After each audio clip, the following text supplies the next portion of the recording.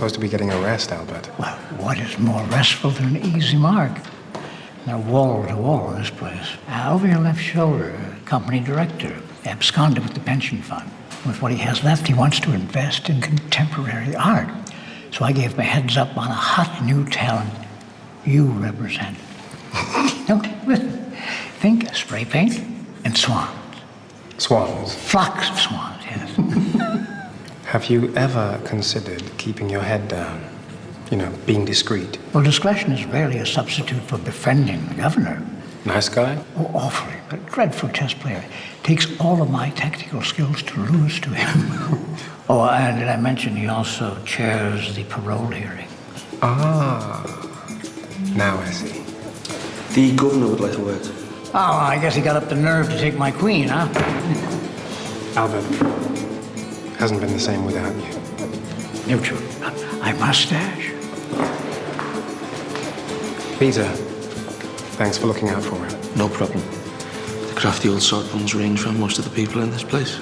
Yes, well, come Friday, it'll be me trying to keep up with him again.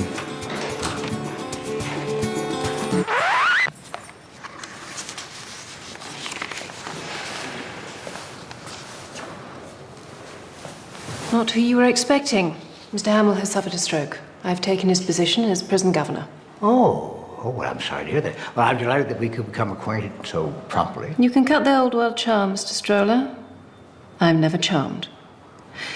There are going to be some changes in this institution. Lots of them. I wonder, can you explain these? Explain? They look very much like betting slips, don't you think? Huh? I'm sorry. No, I don't have any experience in that area. They were found yesterday during a routine search of your cell. Oh, I see. That's very disappointing. I shared my concern with Mr. Hamill about the proclivities of some of the inmates.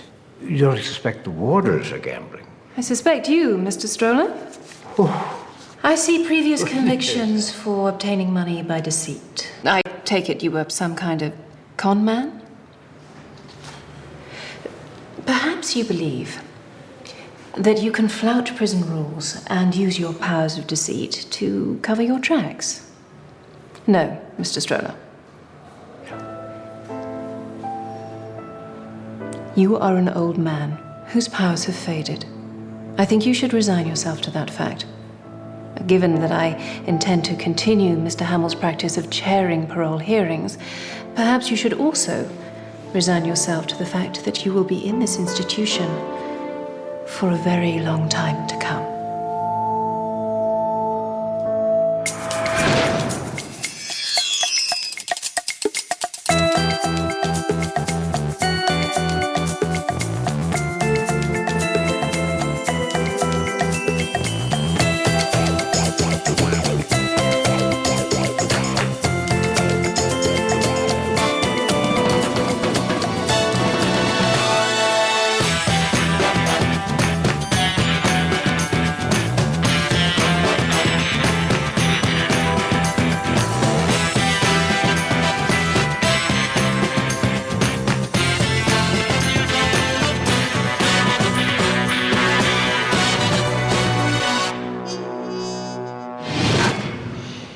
Right. 3 days until Albert's out. We want to pull out all the stops for his homecoming. A party.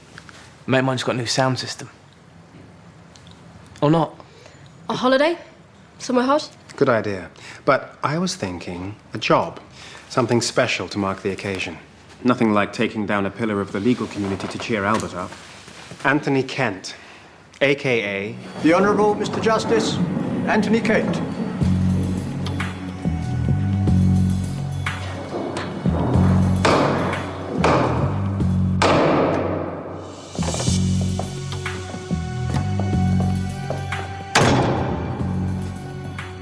Judge. That is special. This one rolled straight off the establishment production line. Prep school, Eton, Cambridge. Comes out the other end, fully qualified to dispense justice on people whose life experiences he couldn't begin to guess at.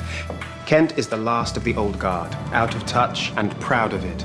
Reputation for handing down the harshest sentences the law allows him. Big house in Chelsea, bigger one in the Cotswolds. Fat expenses claims. Don't get me wrong. Albert's holiday in the sun, funded by a High Court judge. I can see the appeal. So will Albert.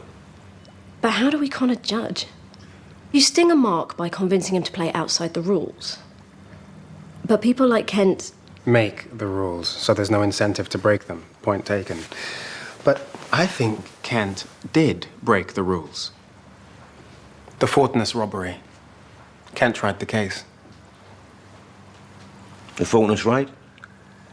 Sorry. Secured warehouse inside Heathrow Airport?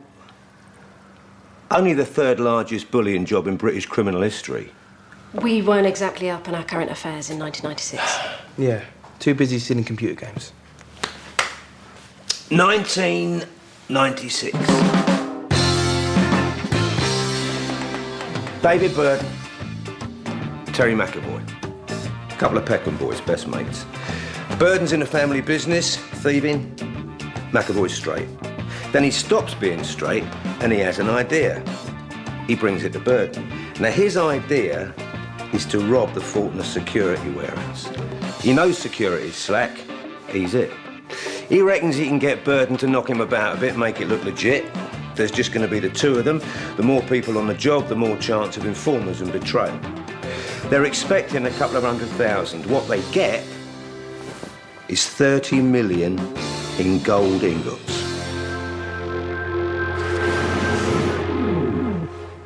Nice score. Well, you say that. Please twig it for an inside job and pick up McAvoy, who doesn't exactly stand up under questioning. Took him 20 minutes to give him Burden.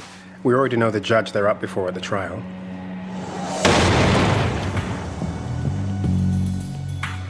So Kent threw the book at them.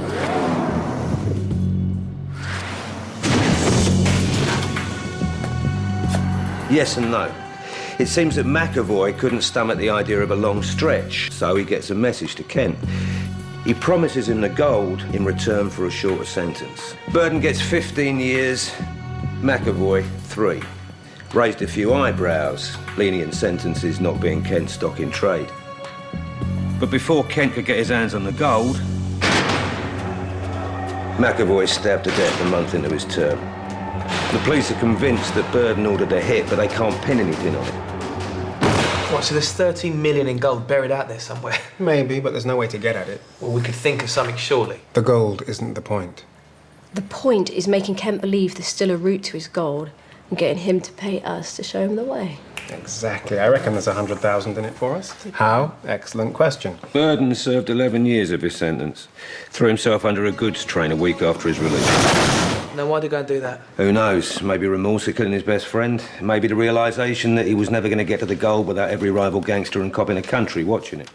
Either way, there was so little left by the time they scraped him off the track, they had to identify him from dental records. So if everyone who knew where the gold is brown bread, then... How do we make Kent believe we know where it is? We perform a miracle. We raise Burden from the dead. Mickey.